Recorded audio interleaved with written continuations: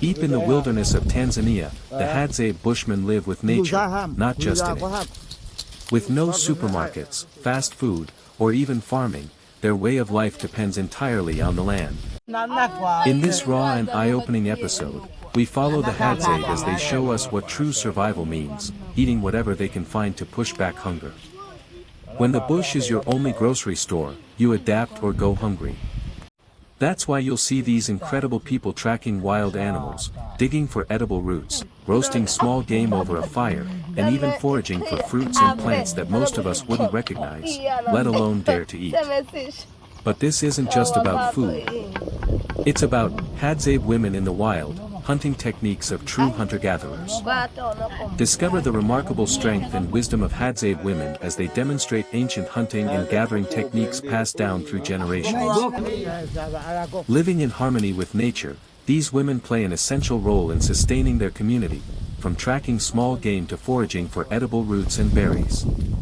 Experience the daily life, survival skills, and resilience of one of the last true hunter-gatherer tribes in Africa. Step into the heart of the Tanzanian wilderness and experience the Hadzabe tribe's morning like never before.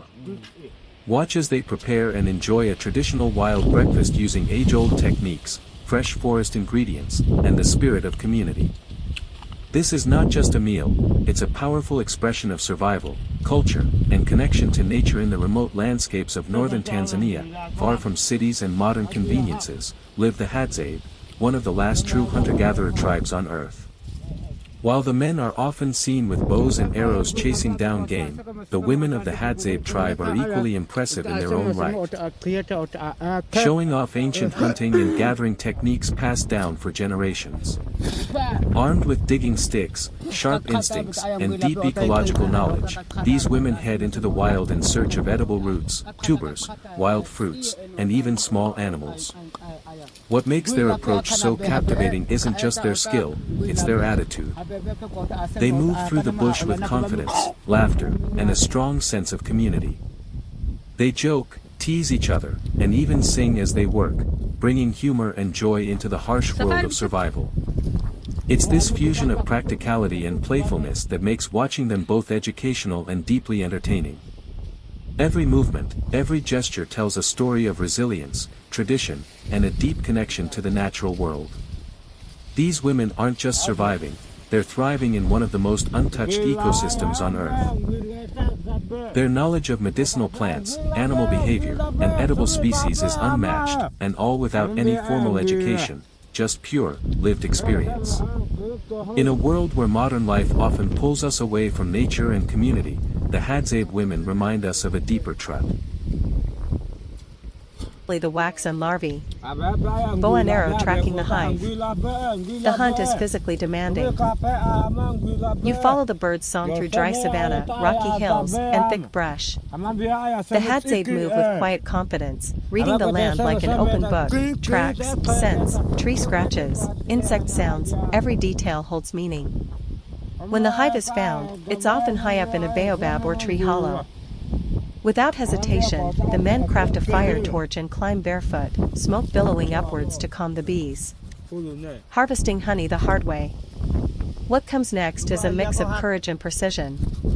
With bees swarming, the Hadzabe extract chunks of dripping honeycomb by hand, often enduring stings with little complaint. It's raw, wild honey, sweet, smoky, rich, and unlike anything from a store. They share it right there under the tree, laughing, resting, savoring. Everyone gets a taste, elders, young hunters, even the children who've come along. It's not just food, it's fuel, tradition, and a source of pride. Living with the land. The rest of the day is spent walking and foraging. Sometimes, they find more hives. Other times, they gather roots, tubers, berries, or hunt small animals. Everything is used. Nothing is wasted. Sitting by a fire at sunset, the honey gathered that day is sometimes mixed into a simple dish or shared again with nearby families.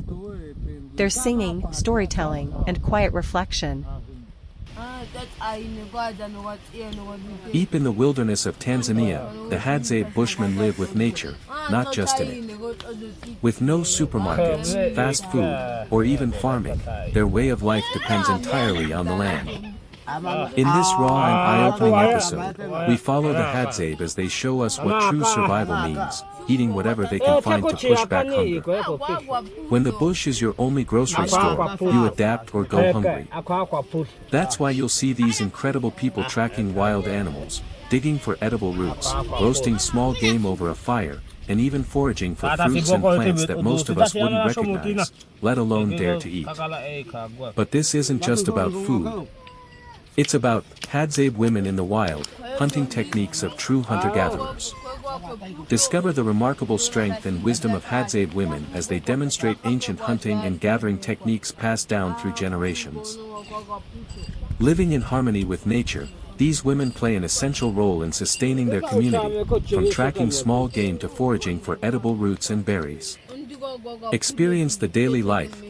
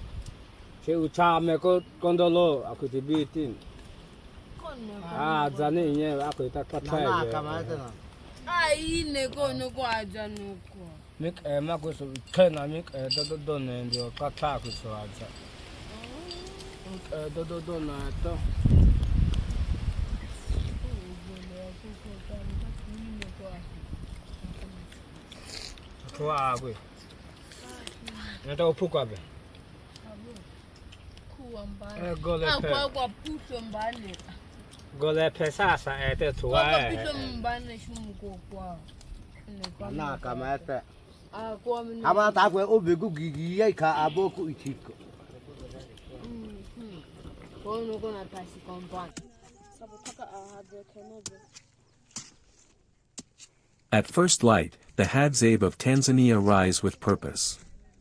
Their morning ritual isn't about brewing coffee, it's about following the call of the greater honey guide, a wild bird that leads them to hidden treasure, wild honey.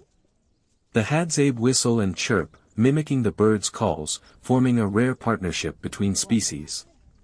When the honey guide responds, the chase begins. The men move fast and barefoot through thorny scrub, carrying handmade bows, fire sticks, and small axes. Once the hive is spotted, often high in a tree, they ignite a bundle of dry leaves and dung to produce smoke. This smoke calms the bees, allowing one of the hunters to climb the tree with no protection. Using a small axe or stick, he cracks open the hive and pulls out golden honeycomb, larvae and all. The reward is immediate. The honey is eaten fresh, shared by all, sweet and warm from the hive. This method is not only efficient, it's ancient, passed from generation to generation through observation and ritual.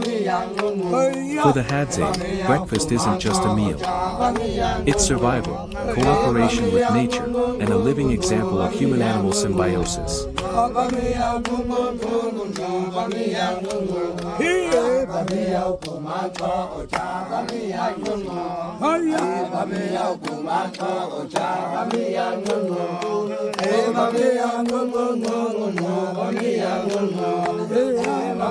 A full day of honey, side by side with the Hadzabe. 1. First light, 5:30 a.m., waking to wing beats. Dawn in the Lake Ayasi Basin is violet blue and cold. The Hadzabe fires have burned low during the night, and all that remains are faint red coals in shallow ash pits. Long before the sun edges over the acacia tops, you hear the first click-toned whistles the bushmen trade with a feathered ally, the greater honey guide, indicator. Chick chick cheek cheek cheek. That teasing chatter cuts through the hush and every hunter's head lifts. The bird is announcing it has found a hive, now it wants to hire humans to break it open. 2. The pact with a bird, 6:15 a.m., setting off. No written contract is older than this pact. The Hadzabe give the honey guide the wax and leftover comb. The bird gives the tribe calories they cannot reach without rope ladders or axes. A quick breakfast of baobab fruit pulp and a swig of smoky water from a goatskin bag, and the party of 4 men, 2 boys, and a grandmother, the clan historian, slips into the thorn scrub barefoot. Here, a single stone-headed axe, 3 sinew-backed bows, a tinder pouch of dried grass, and little else. Navigation, entirely by ear.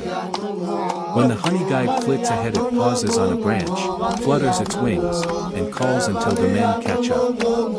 If the humans dawdle, it sulks and disappears. 3. Trail craft, 7:30 a.m., reading invisible ink. While following the bird you learn to read an alphabet most outsiders never notice. Sign what it means. A fresh scratch spiraling a baobab trunk. Honey badger tried that hive last night, bees still angry. A damp ash ring at a tree's base. Another Hadzabe plant harvested here 3 days ago. A faint hum at ankle height. Wild apathy scouting new nest sites. The hunt is a moving classroom, children are quizzed in real time. Miss a clue and an uncle taps your shoulder, repeats the click-click for look again. 4. First harvest, 9:45 a.m., bees, smoke and stings. The honey guide finally circles a weather-cracked baobab. The hive entrance is a slip 8 up. Fire, a boy twirls a hardwood drill in a soft baobab wood. Within 2 minutes a coal is tipped into dry fibrous bark.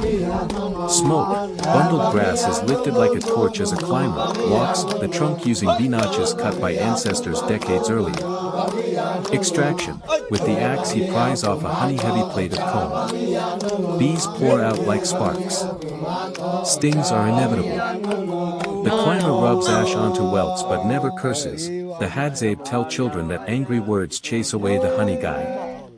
On the ground everyone tears fist-sized gobs of comb, chewing wax, larvae, pollen, and sun-warmed honey in one sweet, protein-packed mouthful.